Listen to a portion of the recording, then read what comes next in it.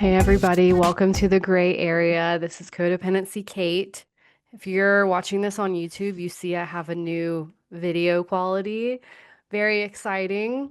No, it's my husband's computer. It's not mine. I tried to record something in HD and my old MacBook Air, I've had it for like 5 years, couldn't like process the like 1080p or whatever. So I borrow his computer for this now until I can get my own new one. Anyway, some fun news. My hair has stopped falling out in clumps since having a baby. If you can see, I've like lost some around my face. Like, I remember when I noticed this, I was like, oh my gosh, they weren't lying about this. Anyway, I took a shower today and I was expecting to pull all this hair out of my head like usual so I could put it on the wall. And there wasn't that much to play with today. So, good news and bad news there. Some other bad news. I can't believe I'm going to say this. I just want to, okay? Because if you can, I'm like, I saw this today in the mirror and I was like, oh my gosh, if people see this, I feel like it's going to be concerning. But I have this huge bruise on my wrist because, yes, I fell down the stairs. I was walking upstairs and I had two cups, my laptop, some charger, like my iPhone selfie light. Like I had all this stuff in my hand and I have these platform UGG slippers. If y'all know what I'm talking about, they're super cute. But like the platform's like I mean, it might be an inch and a half. Like it's kind of crazy. And I'm not very good at picking up my feet when I walk. And so I tripped up the stairs. I guess I didn't really fall down the stairs. I just like clunked into the stairs and all my stuff fell everywhere. The ice from I had an iced coffee in this big tumbler. All of that fell down the stairs. And my computer was good, thank goodness. But I have this huge bruise on my wrist where I hit a stair. I have one on my hip and on my calf. I haven't fallen or like had an injury or anything like that, and I don't even know how long. I take extra steps to not do that because I don't know. That's I guess it's not embarrassing, it's funny, but I just like haven't done that forever. It reminds me, I don't know if y'all watch Giggly Squad. It's a podcast with Paige DeSorbro and Hannah Berner from Summer House. I'm a big Bravo fiend, by the way. Um, she talked about how she fell down the stairs one time and like almost didn't go to Thanksgiving or like canceled her dinner plans or something 'cause she was more just like humiliated and embarrassed at just like the fact that she fell. I think she just like missed a step when she was close to the bottom of the stairs and she was just like sitting on the ground like I can't go anywhere. I mean, like my day is over. This is done. Like I can't this is something to recover from mentally and emotionally and that's how I feel. But anyway, if you're watching this, you can see this is a huge bruise. So that happened. Um, what else? Oh my gosh. Okay, so let's get into it today. I also made the mistake of reading comments on this podcast before I literally just started. So like 3 minutes ago, I saw a comment on Spotify added comments to podcasts, and that's very annoying. But lesson learned, I can't look at those. I told you guys things get toxic sometimes, and I'm going through some transition personally, and so I'm extra like needing some self-care because I don't do transition very well. And anyway, I've been trying to stay out of the comments. But anyway, the comment was like, "This was all over the place, but it was good." I'm like, oh, I'm already like insecure that this is all over the place because I don't feel organized, but uh the other thing was that this week I posted a video about letting kids be mean. And I think that's going to transition us very well into the topic of today, which is like how to not self-abandon in your marriage, how to restore that relationship by restoring the relationship with yourself. And I think this video I posted this week is actually the perfect segue into this. And it's going to, I think, make a lot of sense as to why you self-abandon. So the video I posted was about how sometimes it's okay to be mean. Like sometimes it's appropriate to be mean. And I don't know why I posted this. I don't know where I was coming from with it, like what my context was, what I had seen online or something about it. But as y'all have heard me say, I'm very much against the like be kind movement, not because obviously, okay, not because I think it's wrong to be kind. I just think be kind is, I mean, I guess it's good in theory, but I think that whole idea promotes just suppression, especially in girls, and especially people that haven't had experiences of other people not being kind to them.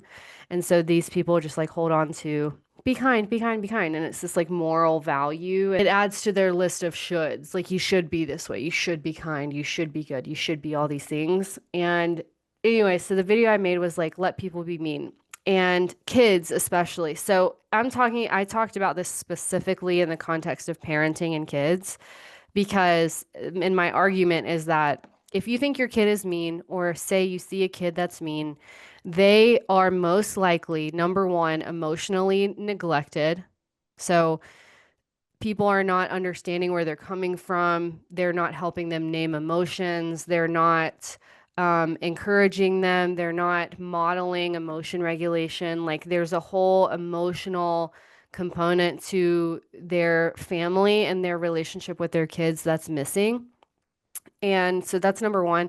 And the other thing is that meanness is a result of a lack of curiosity from parents. So, say a kid says something mean or whatever. I mean, we need to define what mean is too, but say a kid says something mean and a parent's like, "Oh my gosh, don't be mean."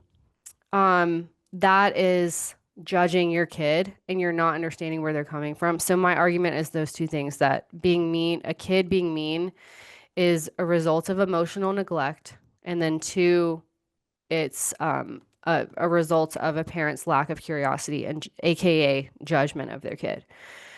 So, what is meanness? I mean, because everyone in the comments was like, this was either very validating for them personally, because they were told their whole life that they were mean by a parent, by friend, like by peers, or by men or whatever. Like, I mean, specifically parents. A lot of people were like, "Oh my gosh, I thought I was mean my whole life, and now I'm realizing why that I didn't know how to express myself, and no one understood me ever." And no one, like, I never felt empowered. I felt totally powerless against that. So I was really angry. So the bottom line is that meanness for them was like very self-protective, but it was shamed.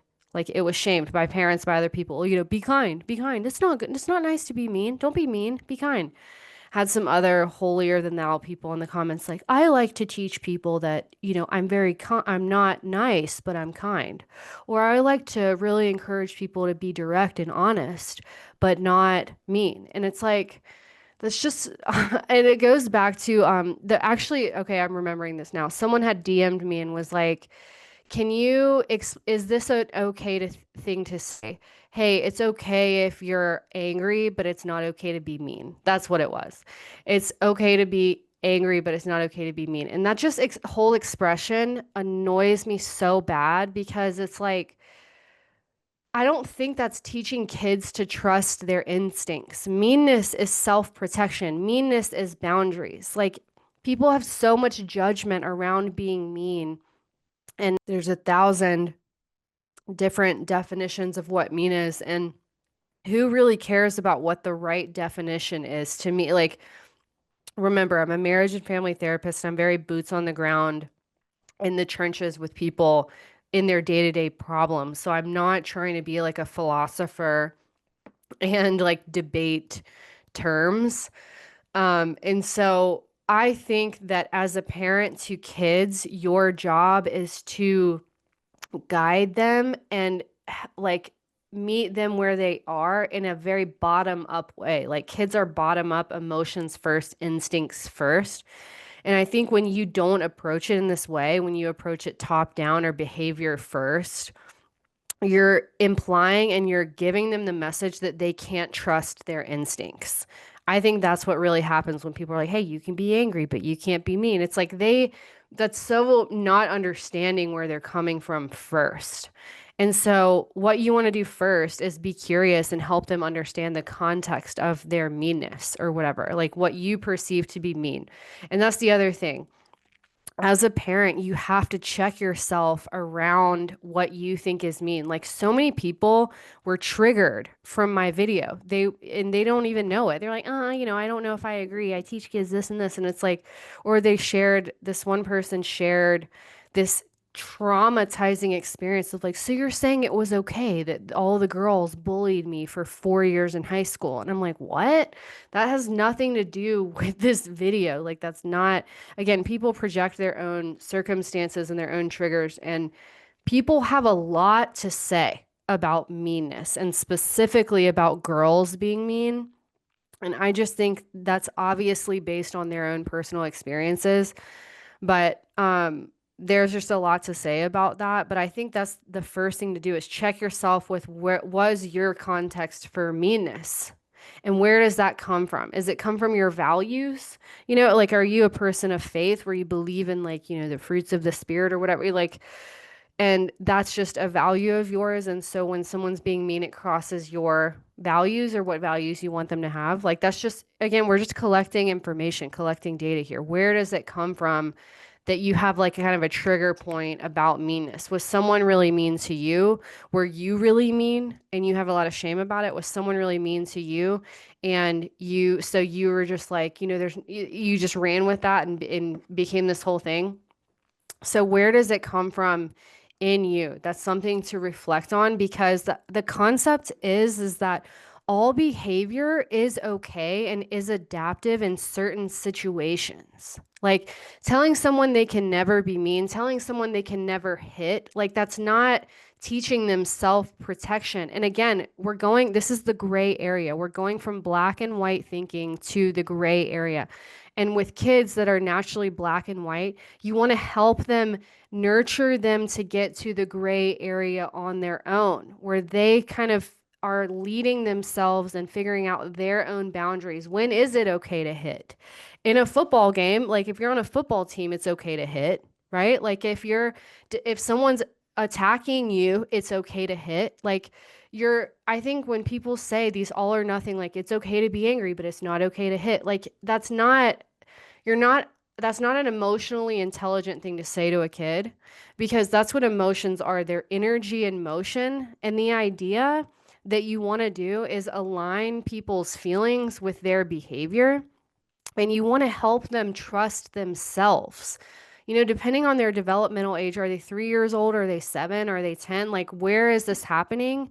And if they're doing this when they're older, then you have not guided them correctly. You have not understood them. You've maybe shamed them, and you maybe don't understand where they're getting this behavior from. What are you doing as a parent too? Because that's the other thing. In summary, I think if your kid is being mean, here's the way to do it. And this is like literally with everything. Is one is to understand where they're coming from. Help understand the context of where they're coming from. Help them understand what was happening before and during. Help them understand, yes, what's happening in their body. They're feeling anger. Help them understand all of the different factors, not in an interrogating way or a corrective way, but in a calm, regulated way. And you have to be able to do that. You have to check yourself and again, know where they're coming from. If you're triggered by this behavior, you have to check yourself and make sure you're in a calm place. The first thing to do, obviously, if they're mean to their brother or sister, whatever, is separate them, remove them, and say, hey, we're going to take a breath. So that's the first thing to do. But you have to check yourself, and then you have to say, like, you have to understand the context. And then if the root of it is like an interpersonal conflict, if the root of it is anger, what is the root of it? Like, what is the pattern of this? What is the context for this? And then model what it actually looks like to do something different.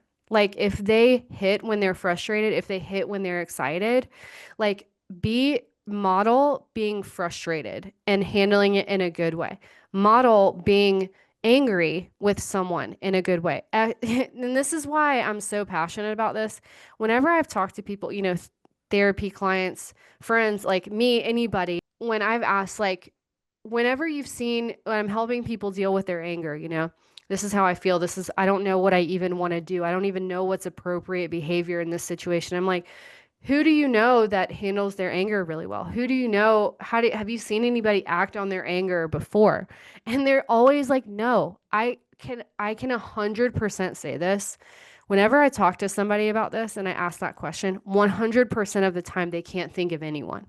And I think parents are so quick to want to like criticize and correct their kids and like, hey, you can be angry, but you can't hit. Hey, you can be like, but how are you modeling anger? How are you what are they learning from you? And also, what are the other influences in their life? How are they learning to deal with anger? What are they watching on TV? What are their friends doing? And that's the other thing is to be curious about where this is coming from. Kids have innate wisdom and they have innate instincts. They're, again, bottom up. When we think about like emotions and instincts first, kids are very in the moment, they're very emotional, they're very instinctive. And those are the things like if you want to raise emotionally intelligent kids, you cannot first go top down, outside in, behavior first, thoughts first, correction, thinking first. Like that's not developmentally appropriate. If you're just immediately correcting their behavior and you're not immediately understanding, like you can remove them from a situation. Yeah, that's like I guess that's not implied here, but yeah, of course you want to stop the behavior or like pause the interaction to like take a break to prevent harm. But if you're only correcting them or like you're being curious with them when you're not connected, like if you're obviously dysregulated, if you're obviously pissed off, if you're obviously triggered that they did something, like I've seen this recently too a lot online, like where little boys gaslight and that's their defense, that's what they do.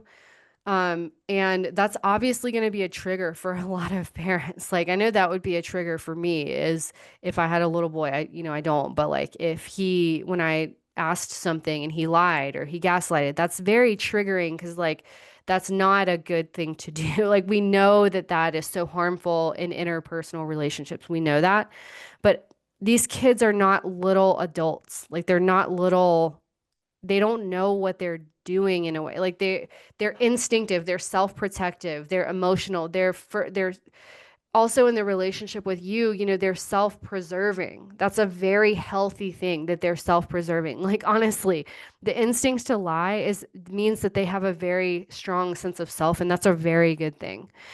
Now, this is going to lead into our other kind of topic, which is like marriage and how to deal with these kind of behaviors in adulthood. But this is a very big difference. Like with parenting and with kids, it's a bottom up process, curiosity and compassion and leadership. And you're in control of the situation that your kids are in, like that leadership. And it's called containing. Like you are the container for your kids' environment, for their emotions. Like you are the container. And you have to be able to do that effectively. You have to check yourself and especially check your core beliefs about meanness and like really heal from that. Talk to other people about that. Like journal about that. Talk to your therapist about it. But that's the thing is like the overall thing about meanness is that remember all unwanted behavior comes from unmet needs.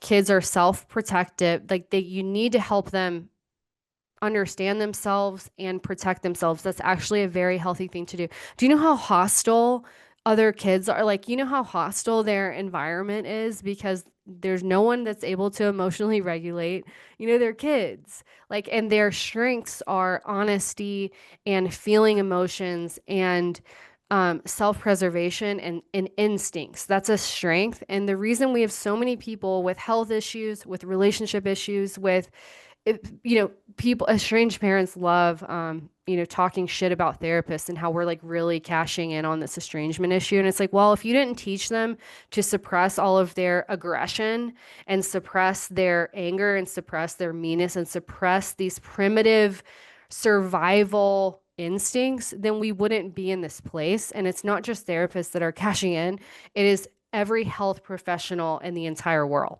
Okay. And this is when you help kids trust their bodies and trust their instincts and help them see the gray area of things. Like it's okay to hit in a football game, or, and like you're just having genuine conversations and you're not putting moral values on behavior, because morals and values are not self-protective in relationships. They're not. Like anybody that said that to you, like if someone's mean to you, just be kind to them, kill them with kindness, turn the other cheek. That, first of all, that's not what that means. And second of all, you're not teaching them to trust themselves. You're not teaching them to protect themselves. And especially for girls, like girls, I think, I'm going to generalize, are inherently more collaborative and more others oriented. And so teaching them self-protection is like number one. They're already kind. They already are others oriented. And I used to talk about this a lot earlier in my like estrangement and like new parenting content, about how the worst thing you can do to a kid that's like others oriented. Say you have a little girl that's like very inherently kind of a pleaser. She's inherently like giving and helping and all that stuff. And you start sharing your emotions about things, like you're really going to screw her up, because she needs to learn to say no to you. She needs to learn to be mad at you. And so if the only, and she needs to learn to protect herself, and she needs to learn that she can advocate for her need for space and you're not going to cross those boundaries. Like she needs to learn to self-protect, and she needs to learn respect through the relationship with you. And that's like the number one thing. So if you're focused on being kind with her, she's not going to know how to protect herself when people are mean, because I mean, people have issues. Like, and it's so important. The only way that girls especially are kind is if they feel protected and supported. And so if you're telling them like, hey, you can be angry, but you can't be mean, you are telling them that they can't trust their instincts, and you are teaching them that how they are inherently and their natural self-protective instincts are wrong. And they're going to internalize that. And then they're going to get into situations like I'm about to talk about, which is being in relationships where there's like this myth that emotional maturity can like out solve, or like emotional maturity can outweigh abusive behavior, or it can outweigh feelings of not feeling safe. So that was not well said at all, but I'm going to get to that in a second. So let kids be mean and just teach them when it's appropriate by being curious, compassionate, and modeling it yourself. I had another commenter. She was like, I noticed my daughter can be mean. And I actually self-reflected and thought about it, and I realized that I'm pretty mean. Like I can be judgmental, I can be critical. And that's obviously that's not cruelty. Like we talk about bullying and cruelty, and even those situations to me are a parenting issue, because kids naturally have empathy, and if they can't empathize with other people that they're doing things to, that's because parents have not taught them to protect themselves, and they also haven't taught them empathy. Because in these conversations too, it's like, this is harmful to another person. Like how do you think that other person felt? That you're building empathy too, but I just think the focus on the behavior is the issue, and you're shaming them even if you're coming from a good place. They're not going to trust themselves, and they're not going to learn because they just feel like shit about themselves. And ask yourself too, like, and so again, we're just putting this behavior in context. We're looking at this with compassion. That's what it is looking at all behavior. There's not a behavior that is exempt from this, by the way. Um, and yes, as the parent, the goal is obviously to stop or modify the behavior. Yes, that's the goal. Like, yes, it's the goal. But the approach to get there is a bottom-up approach, and it's a patient and encouraging approach. And it's like cushioned in this environment of like, yeah, I totally support you advocating for yourself. I'm so proud of you that you did that. Like, so I think that's just a very important thing. Now, I mean, I guess I'll touch on cruelty, and like say there's like an older brother bullying a younger brother or whatever. That's, you still need to teach them power dynamics. Like this is still the same approach. It's a bottom up approach. It's like It's also the other thing is like I think that bullying and all this other behavior comes like it's aggression that comes out sideways. And so you have to teach kids to embrace their aggression and not necessarily channel it only somewhere else. Like um, where if a kid is mad, you teach them to like punch a pillow or you teach them to like go and channel it into a sport. That's not healthy. It's healthy relationally for them to act on that in a relationship with you, and you're just helping them do that in the right way. Now, this is very important, a very important thing too. And this is we'll move on to the main topic. But the most important thing to me is like your help. If they're aggressive towards other kids, that's when you're curious and compassionate, and you're like modifying behavior there. I would say you're not modifying the behavior with you. Like you're not correcting them when they're mad at you. That's like not, that's like a conflict of interest. They're not going to learn because they're mad at you. You can't really do two things at once, like listen and validate and teach them. So you first need to like take them seriously. I read like 5 years ago in a book or something that like children, that's like the number one need they have is to be taken seriously. And so your role in being a parent, if they're mad at you, if they're mean to you or whatever, like they, first of all, they're a kid. If they are hurting your feelings, that is your issue, and you do not understand their developmental level, and you don't understand your role as a parent. I'll just say that. Yeah, of course they might hurt your feelings because you're insecure about something, but if the way you react to that is treating them like they're an adult, like, hey, you're mean, you hurt my feelings. That's like you're putting them on the same level as you, and that's not appropriate. That's not appropriate. Like using your own feelings to teach them something that's not appropriate. So, somebody commented Alice on my video one time and they were like, I'm just realizing it takes a lot of emotional intelligence to be a parent. It's like, yeah, yeah. Like the number one thing in parenting is to parent yourself. I told you guys there's another video about meanness and teenagers specifically. And I obviously don't have a teenager, but I saw teenagers in my internship and they're cold as ice, like they can be super, we'll say mean. And I had, like, they'll say, Kate, I noticed that you like look really fat today. Is that mean? Yeah. Yeah, that's mean. But to me, I'm like, they're a kid. And so it's not like I'm handling it as if it's another adult talking to me because in the context of the relationship, the goals are different. My role is different. And I can be authentically myself in other relationships with other adults. I'm not doing that as a therapist with clients. I'm not doing that with kids. Like I'm in general, I'm certainly not going to do that with my own kids or anything. So that's just the difference is I'm like, oh, okay, yeah. I mean, I definitely have, to be honest. Like I've definitely gained weight. You can see in my face, right? Like, and it's like I'm validating where they're coming from. Like I'm validating the facts of their reality. Like, yeah, it's true and it's okay. It's really not the end of the world. If I was insecure about that, which I think I was at the time too, if I was insecure about that, I would be like, I would, be upset or react in a way that wasn't appropriate for well, no, okay, I'll take that back. Because I think there is a difference between emotions and how you feel about a situation, and then your beliefs about how you can act in a relationship. That's actually the perfect segue to what we're doing. But um, yeah, so anyway, the last thing I'll say about this is like how I handled that was like, yeah, I mean, you're not wrong. Anyway, how was the rest of your day? And then they tell me everything. They're not scared of me. They don't feel bad for me. They don't feel responsible for me because I can manage myself, number one. And two, I don't believe that it's my role to even go into that with them.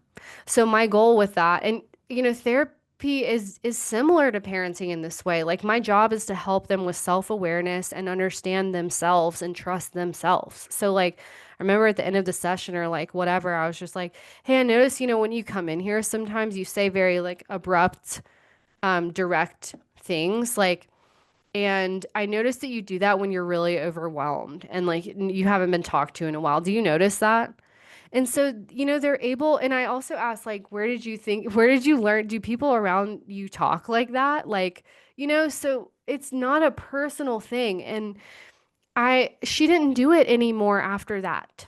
That's the other thing. She didn't do it anymore because I understood where she was coming from and I just talked to her about it. It's just not a big deal. If you, there was something that was like what you react to, you reinforce. And that's a very general term, like phrase, but that definitely applies to parenting. Like, what are you reacting to? And how are you, where are the areas that you can actually respond so that you're not like reinforcing this either people pleasing behavior or you're reinforcing this just like not helpful behavior. So that bridges right into what we're talking about, which is uh, the issues people have in marriage, how people change, how to not self abandon in a relationship. And honestly, the key to this, you guys, is your aggression. I think the first topic bridges into the second one so well because I think the key to restoring your marriage and your relationship, if you're the one listening to this and your partner's dysfunctional, uh, and you're feeling codependent and you're not feeling like you know what to do, the restoring your anger and your aggression is what is gonna help you see this through. That's important because it's the lack of aggression that's keeping you stuck. It's the lack of instincts that's keeping you stuck. It's the lack of connection to your emotions, which show you what your values are, that's keeping you stuck. It's the lack of self understanding that tells you where your limits are.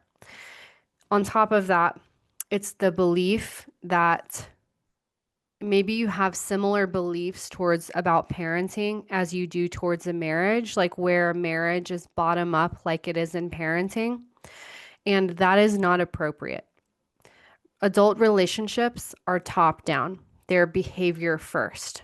Now, remember, we're going from the black and white to the gray. Where I think people get really stuck from a belief standpoint is they think because they think that emotional dysregulation is what causes negative and harmful behavior, and it doesn't. It's beliefs about a situation that is what is the result of harmful behavior. So there's two separate parts here.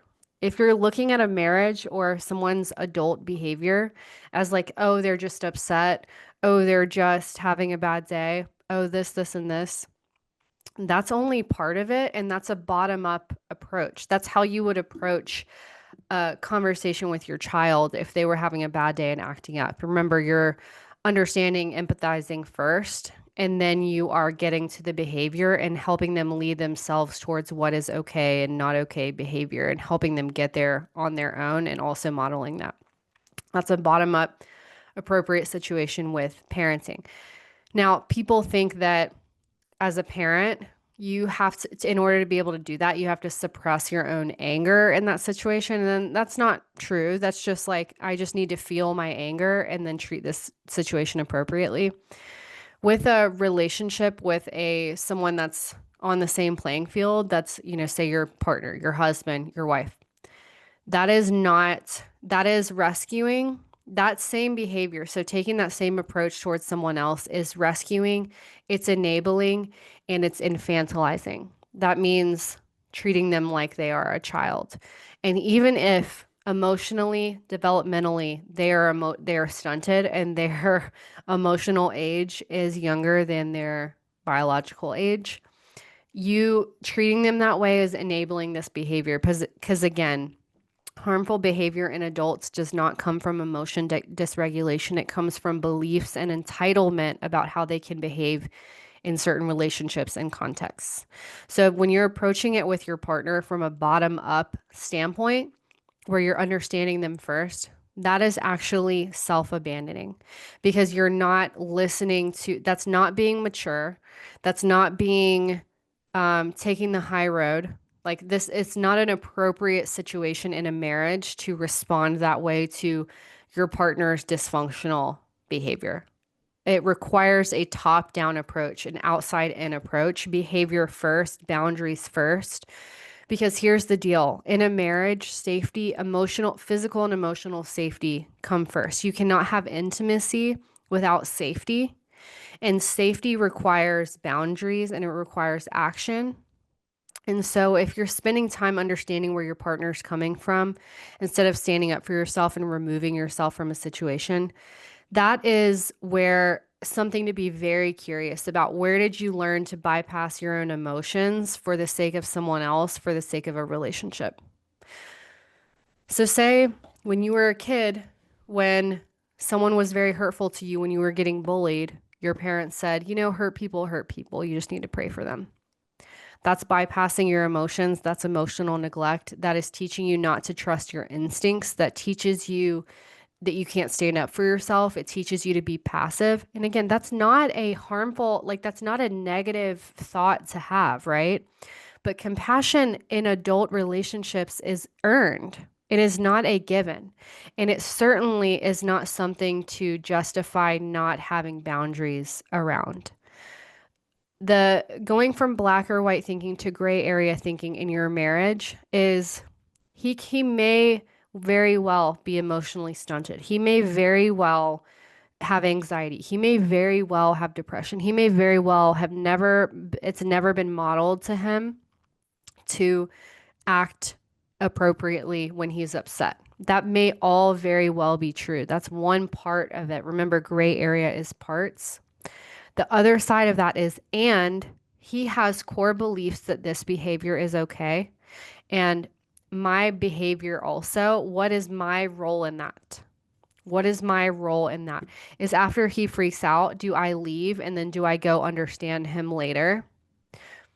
Because here's the deal. I talked about in the last episode how in a marriage there's structural issues and then there's issues of the heart. So like intimacy issues. You cannot have a heart in a marriage if the structure is messed up, and structure being respect and boundaries in place, like where, you know, your partner is not hostile. They're not yelling. They don't follow you around the house in an argument. They don't yell at you in the car. Like those are physically abusive behaviors, regardless of if you view this as like he's just upset, that's infantilizing and enabling. Because remember, adults are held accountable for their beliefs about a situation. He probably doesn't do this at work, you know? And so the heart of the matter cannot be fixed unless the structure is intact. And when people are attached and when they're codependent and when they're stuck in relationships, it's because they see things one or the other. Like they see that behavior as being, they have compassion towards that behavior. And here's the deal. The correct thing to do is having compassion for yourself first. A marriage, there are so many like codependent attitudes about marriage. In marriage, there's so much to figure out. And the first thing is the structure of the marriage. How are you talking to each other when you're upset? Like, how are they talking to you? How are you talking to them? And do you have both? Can you have compassion both for yourself and for them? And that inform your decisions? Can you both have compassion and accountability with yourself and with them? Because compassion without boundaries is enabling and is self-harm. It's straight up self-harm.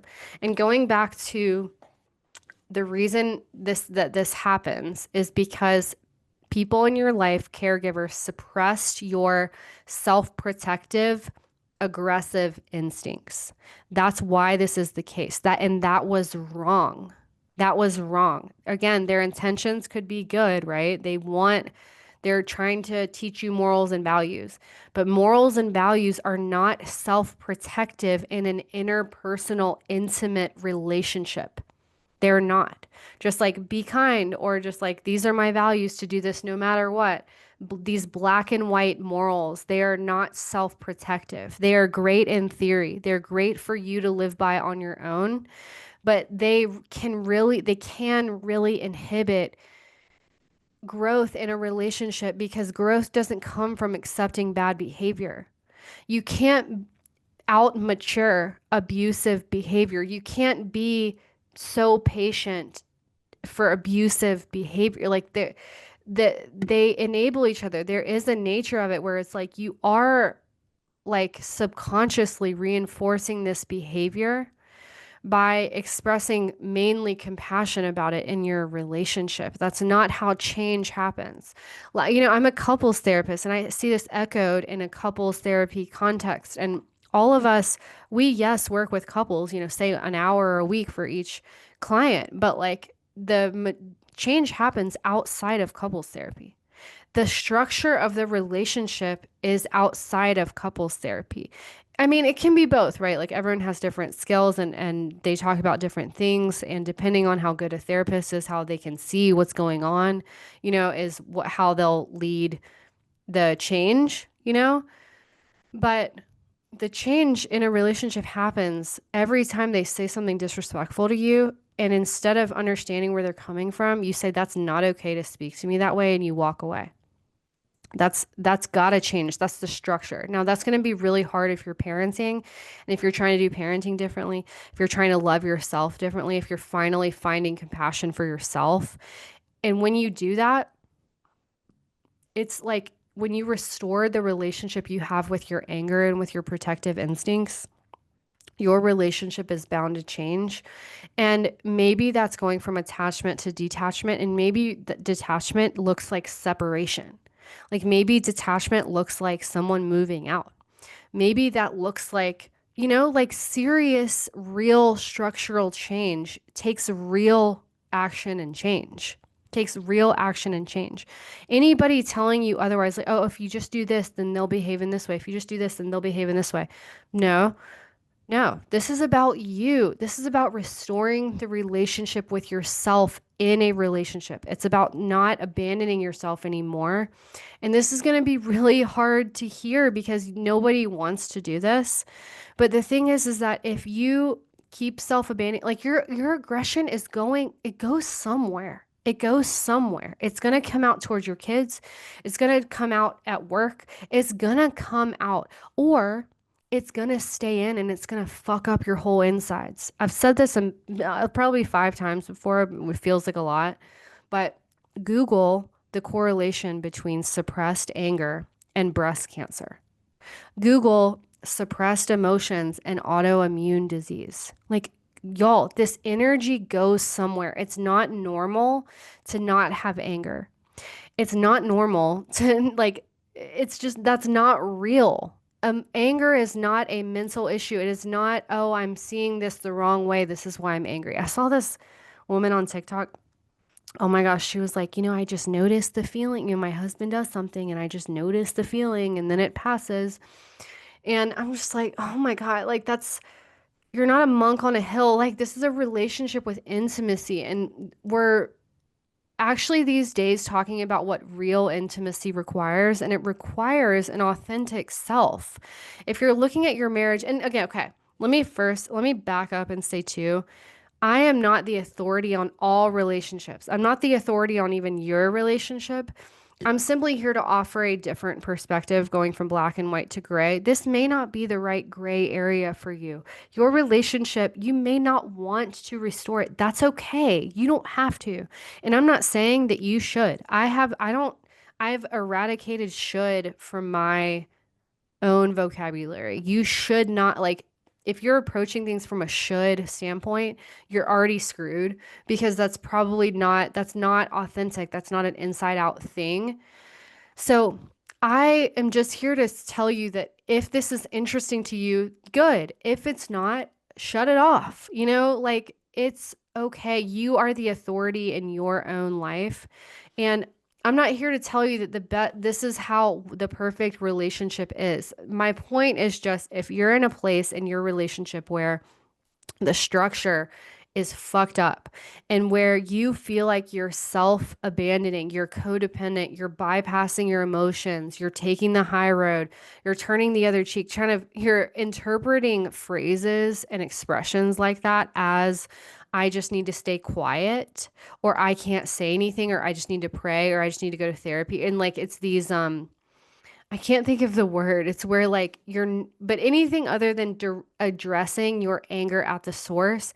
And in a marriage, that is the source. That might not be the root, right? Like when you start healing and when you start restoring your relationship with your emotions and you realize that they're there and they're good and they're for you and there to protect you, when you realize those things, and you, like I've had people comment all the time because I make videos about this all the time. They'll say, yeah, like when I started standing up for myself, when I started having a voice in my life, all my symptoms went away. Like I used to have an autoimmune disease and I no longer identify with having that because my symptoms have gone away because I've stood up for myself.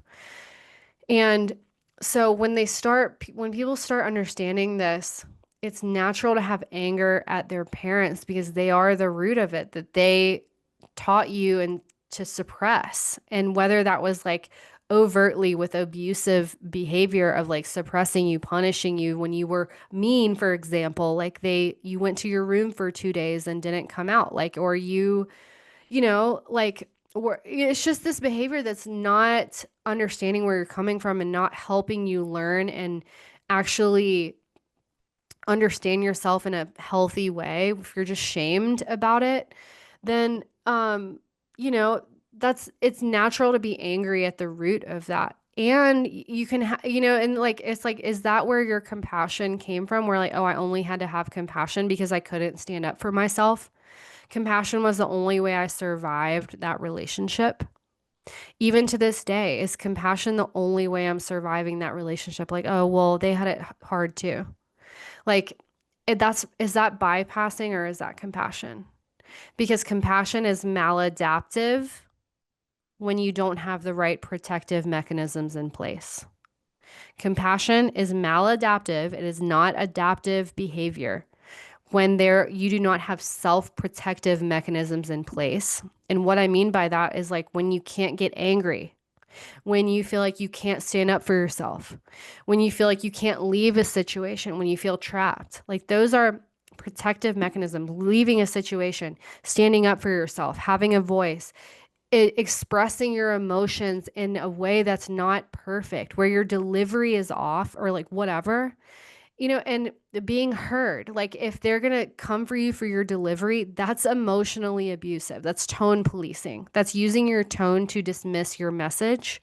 And that's why I think going back, I think it's so toxic for parents to do this. Like, hey, I hear that you're mad, but this isn't the right way to express it. Like you're shaming them and you're silencing them, and they're going to internalize that self-silencing and they're going to do that. And that's why they're going to have eating disorders and alcohol problems and porn addictions because you're hearing them, but you're not hearing them. You're sending them a mixed message and you are abusing your authority in the situation. That's not okay.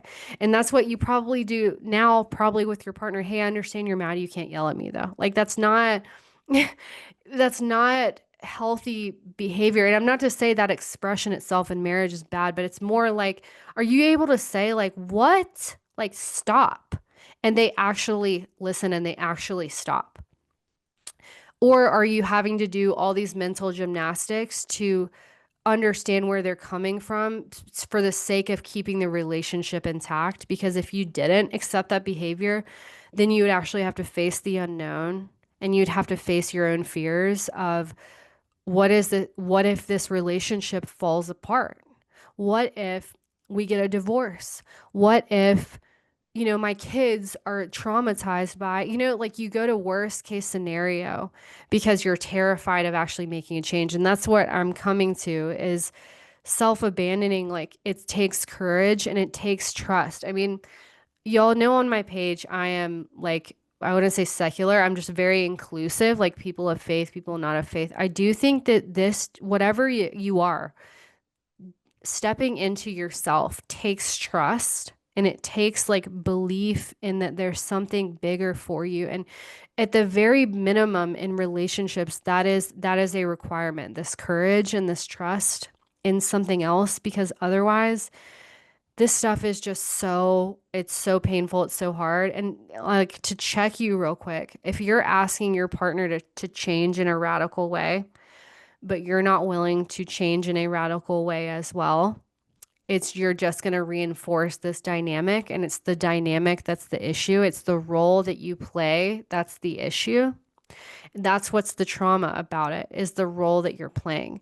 And if you're not willing to take actual radical action for in the name of yourself, in the name of what you know to be healthy, because again, this takes integrity also. Like this is and this is like such a thing I hear about in estrangement specifically is that people are like, people just cut them off so easily. And it's like, if you only knew the behind the scenes of like thinking of every other way to do things before actually taking action on things, you would not be saying that because that is the opposite of the truth. And it's the same thing in marriage. How courageous can you be in pursuit of love and peace and actual health?